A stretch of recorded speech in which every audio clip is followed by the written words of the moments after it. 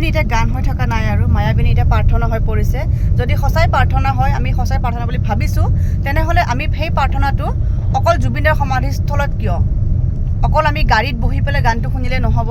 আমি সেই গানটো এতিয়াৰ পৰাই মই ভাবিছোঁ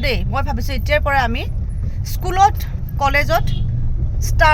ক্লাছ হোৱাৰ আগতে আমি মায়াবিনীটো দুটা লাইন হ'লে আমি গাব লাগিব গোৱাটো দৰকাৰ মই ভাবোঁ দেই এই বস্তুটো নেক্সট নামঘৰ হওক মন্দিৰ হওক মছজিদ হওক য'তেই নহওক কিয় মায়াবিনীটো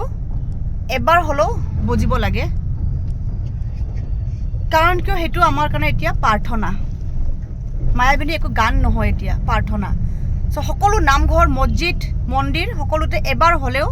ভক্তিভাৱেৰে মায়াবিনী গানটো বুজিব লাগে আৰু আমি শুনা পাব লাগে তেতিয়া আমি যে এক হয়